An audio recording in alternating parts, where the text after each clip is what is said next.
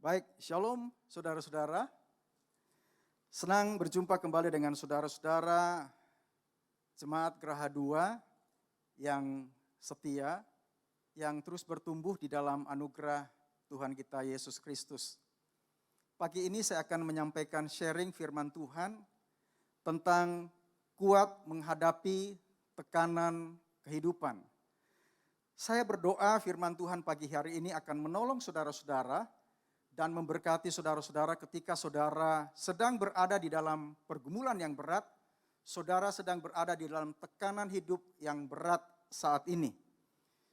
Saudara mungkin saat ini sudah cukup lama menikah, mungkin 5 tahun, 10 tahun, atau mungkin lebih dari 10 tahun. Tapi sampai dengan hari ini saudara hadir di ibadah Geraha 2, saudara belum dikaruniakan anak. Atau mungkin saudara sedang mengalami tekanan pada bisnis saudara, pada pekerjaan saudara, atau keuangan saudara, atau rumah tangga saudara. Satu pertanyaan yang besar untuk kita adalah bagaimana saudara menghadapi pergumulan saudara, bagaimana saudara menghadapi kecemasan saudara, bagaimana saudara menghadapi ketakutan saudara ketika saudara tidak tahu apa yang harus saudara lakukan. Saudara perhatikan ini. Definisi takut adalah perasaan cemas yang muncul karena sesuatu yang sedang kita alami atau sesuatu yang kita bayangkan bisa terjadi di dalam hidup kita. Itu definisi takut. Kalau saudara belajar dari firman Tuhan, sebenarnya rasa takut itu karena ketiadaan iman.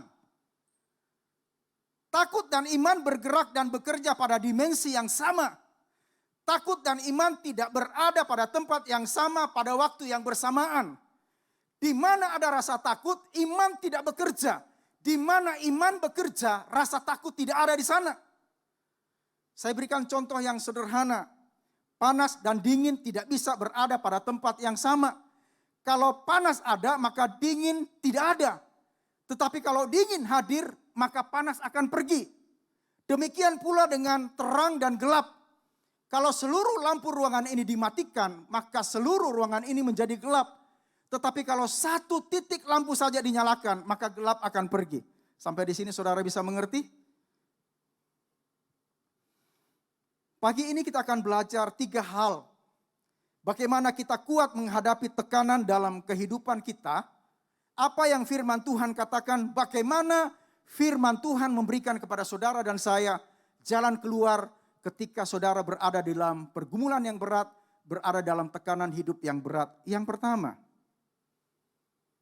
tempatkan Yesus di antara dirimu dan masalahmu.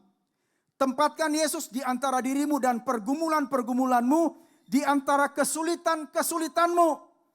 Jangan engkau tempatkan pergumulanmu di antara engkau dengan Yesus. Sebab akan membuat jarakmu dengan Yesus akan menjadi semakin jauh. Jarak imanmu dengan Yesus akan menjadi semakin jauh. Tetapi tempatkan Yesus di antara dirimu dan masalahmu. Tempatkan Yesus di antara dirimu dengan sakit penyakitmu, dengan pergumulanmu. Tempatkan Yesus di antara dirimu dengan bisnismu, dengan pekerjaanmu, dengan pernikahanmu. Tempatkan Yesus di sana. Taruh setiap janji Tuhan dalam hidup saudara.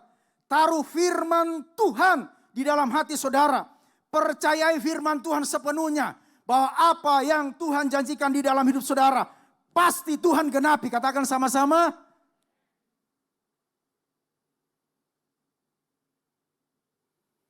Roma 10 ayat 17 berkata seperti ini. Jadi iman timbul dari pendengaran. Dan pendengaran akan firman Kristus. Iman saudara akan timbul dari pendengaran saudara. Pendengaran akan firman Kristus. Saudara perhatikan ini. Pastikan bahwa di dalam hidup saudara ada firman Kristus. Karena firman Kristus itu akan menolong saudara ketika saudara menghadapi pergumulan yang berat. Firman Kristus akan menguatkan saudara. Firman Kristus akan meneguhkan hidup saudara. Firman Kristus akan memberikan saudara jalan keluar dan jawaban untuk semua masalah dan persoalanmu. Saya mencatat di sini, dan saya belajar dari firman Tuhan, bahwa Tuhan tidak pernah berjanji bahwa saudara tidak akan pernah menghadapi pergumulan. Tuhan tidak pernah berjanji demikian. Tetapi ketika engkau menghadapi pergumulan yang berat, ada gunung yang besar yang sedang engkau hadapi, dan engkau tidak mampu untuk mengatasinya. Firman Tuhan berkata, jangan takut. Sama-sama katakan jangan takut. 1, 2, 3. Jangan takut. Yesaya 41 ayat 10 berkata seperti ini. Janganlah takut karena aku bersamamu. Janganlah bimbang karena akulah Elohimmu. Aku menguatkanmu, ya aku akan menolongmu. Aku akan menopangmu dengan tangan kanan kebenaranku. Kalau saudara belajar dari ayat ini, saudara memperhatikan ayat ini baik-baik. Di ayat ini 5 kali Tuhan menyatakan siapa dirinya. Bahwa dia Tuhan yang menolong, dia Tuhan yang mengasihi saudara, dia Tuhan yang memperhatikan saudara, dia Tuhan yang akan menjawab pergumulan saudara. Di dalam terjemahan bahasa Inggrisnya berkata seperti ini, don't be afraid, I am God with you. Don't be afraid, I am Yahweh with you. Don't be afraid, I am Jesus, I am Holy Spirit with you. Don't be afraid, jangan takut.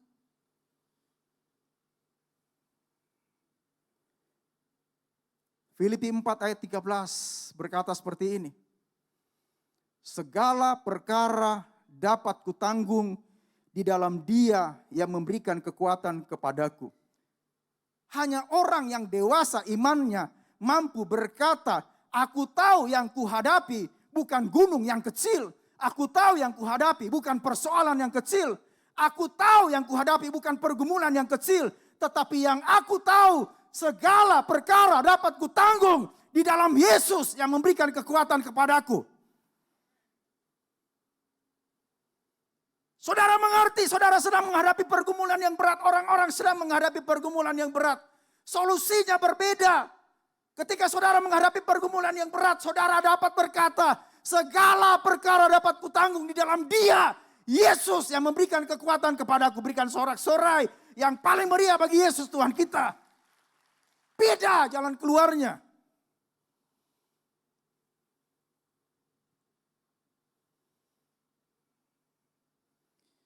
Ketika engkau menghadapi pergumulan yang berat, tempatkan Yesus di antara dirimu dan pergumulanmu. Karena Dialah satu-satunya, Kristuslah satu-satunya yang mampu menolong saudara, mampu menolong saya. Katakan sama-sama, amin.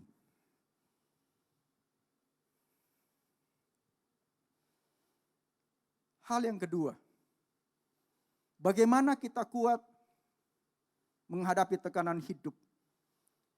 Firman Tuhan mengajarkan kepada kita, naikkan standar pengharapanmu di dalam Kristus. Naikkan standar pengharapanmu di dalam Kristus. Saudara perhatikan ini. Iman adalah kekuatan rohani yang engkau dapatkan dari Tuhan. Itu bukan hasil usaha saudara. Waktu saudara dapatkan firman Tuhan, waktu engkau dapatkan janji Tuhan, maka engkau dapatkan kekuatan dan dari Tuhan dan imanmu bangkit. Saya mau katakan itu anugerah dari Tuhan. Tetapi pengharapan adalah keputusan saudara untuk tidak menyerah dengan keadaan yang sedang saudara hadapi, terlepas apapun faktanya, apapun kenyataan yang ada di depan saudara, mungkin sangat sulit, mungkin sangat mustahil. Terlalu besar menurut saudara. Tetapi engkau mengambil satu keputusan untuk tidak menyerah dengan keadaan itu. Dan engkau tidak menerima keadaan itu. Tetapi menaruh imanmu kepada Yesus. Kepada sesuatu yang lebih baik, kepada sesuatu yang lebih besar. Kepada pribadi yang hebat. Kepada pribadi yang mampu untuk memberikan kepada saudara jalan keluar. Itu yang disebut dengan pengharapan. Kitab Yakobus 2 ayat 26 berkata seperti ini. Iman tanpa perbuatan adalah mati. Saudara boleh punya iman, Tetapi kalau saudara tidak melangkah, imanmu tidak akan bisa mengubah apapun juga yang ada di depan saudara. Firman Tuhan mengatakan mati.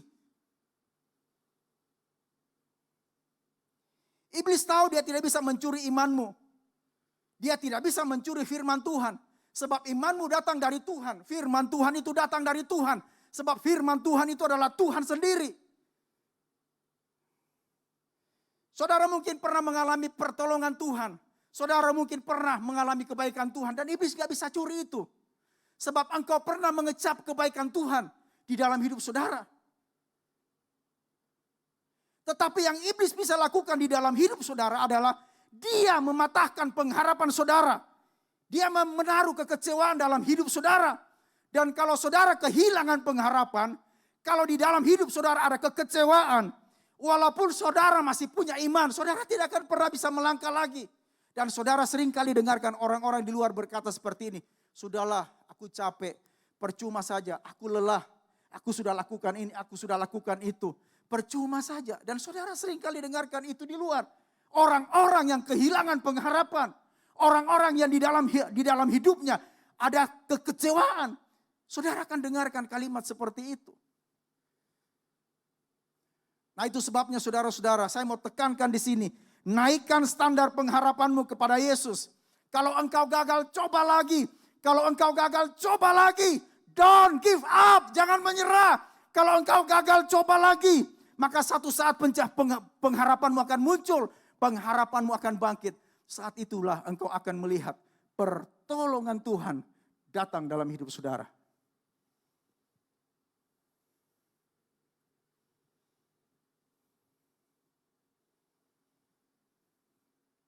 Kalau saudara belajar dari Injil Markus pasal yang kelima. Ada satu kisah yang menarik di situ. Tentang seorang wanita yang sakit pendarahan 12 tahun. Firman Tuhan berkata, wanita ini sudah menghabiskan seluruh miliknya. Tetapi keadaannya bukan semakin baik, tapi semakin parah. Satu saat wanita ini mendengarkan bahwa Yesus akan lewat di kotanya. Wanita ini banyak mendengarkan tentang Yesus. Bahwa Yesus mampu untuk menyembuhkan segala macam penyakit. Bahkan mampu untuk membangkitkan orang hidup. Dan waktu dia dengar bahwa Yesus akan lewat di kotanya, dia menaikkan standar pengharapannya kepada Tuhan. Tetapi saudara perlu tahu, kalau saudara belajar dari firman Tuhan, ada dua resiko yang bisa dihadapi oleh wanita ini. Dan dua-duanya tidak baik. Dua-duanya adalah kematian, padahal yang dia rindukan adalah kesembuhan dan kehidupan. Resiko yang pertama adalah, dia 12 tahun menderita pendarahan. Saudara jangan membayangkan 12 tahun pendarahan itu tidak apa-apa. Ada wanita yang 1 bulan saja sakit pendarahan, gak bisa bangun dari tempat tidur. Wanita ini 12 tahun, firman Tuhan katakan keadaannya menjadi semakin parah. Tetapi dia tidak memikirkan itu. Kalau dia keluar dari tempat tidurnya dan berjumpa dan berdesak-desakan di antara orang banyak, kemungkinan besar dia terjepit dan diinjak-injak dan dia bisa mati. Yang kedua, resiko yang kedua adalah hukum di negerinya mengatakan, hukum Taurat mengatakan orang yang leleh darah dan berada di kerumunan orang banyak dan dia ketahuan, hukumnya adalah hukuman mati, hukum rajam. Tetapi dia tidak memikirkan semua itu. Dia menaikkan standar pengharapannya kepada Yesus. Dia fokus kepada Yesus. Dan waktu Yesus lewat di kotanya dia keluar. Dia berdesak-desakan di antara orang banyak. Dan dia berkata, asal ku jamah jubah Yesus, aku pasti sembuh. Dia ada di sana. Dan waktu dia berdesak-desakan, dia menjamah jubah Yesus. Waktu dia menjamah jubah Yesus, ada kuasa yang mengalir dari tubuh Yesus. Dan saat itu juga wanita pendarahan itu menjadi sembuh. Kalau saudara sedang mengalami pergumulan saat ini, ada tekanan yang berat dalam hidup saudara, naikkan standar pengharapanmu kepada Yesus. Pada saat imanmu muncul kembali, saat itulah engkau melihat pertolongan Tuhan sampai di dalam hidup saudara. Berikan sorak-sorai yang paling meriah bagi Yesus Tuhan kita. Haleluya!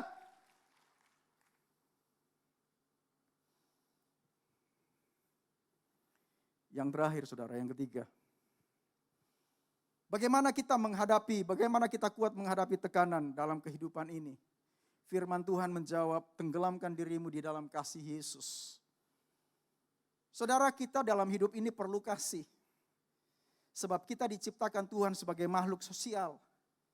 Kita perlu kasih dari keluarga kita. Kita perlu kasih dari teman-teman kita. Kita perlu kasih dan perhatian dari rekan-rekan sepelayanan kita. Dan yang terutama kita perlu kasih Yesus. 1 Yohanes 4 ayat 18 berkata seperti ini. Di dalam kasih tidak ada ketakutan. Sebaliknya, kasih yang sempurna mengusir ketakutan. Saudara, kadang yang kita butuhkan itu bukan hanya nasihat-nasihat, ide-ide. Tetapi kadang-kadang yang kita butuhkan di saat kita cemas, di saat kita takut, di saat pergumulan datang menyerbu hidup kita. Kadang-kadang yang kita butuhkan adalah kasih dan perhatian dari keluarga kita.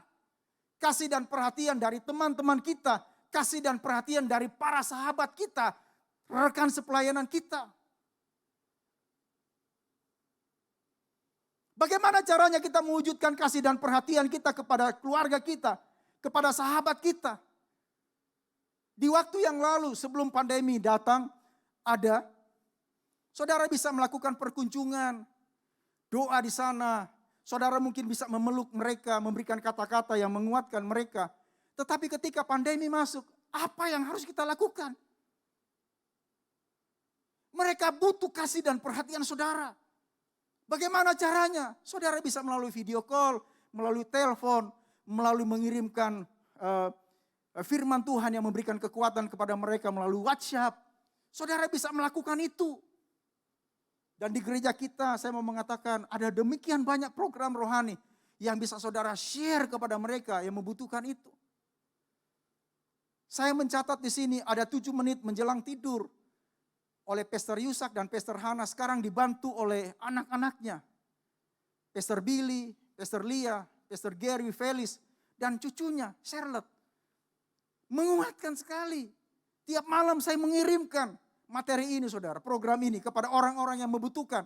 Saya kirim di grup saya kirim kepada teman-teman saya. Saya nggak tahu bagaimana kondisi mereka, tapi saya kirim kepada mereka.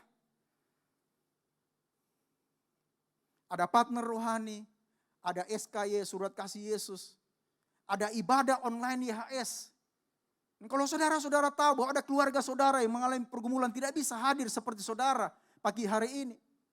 Atau teman-teman saudara, kirimkan ibadah online IHS. Mungkin mereka sangat membutuhkan kekuatan dari sana. Itu wujud kasih dan perhatian saudara.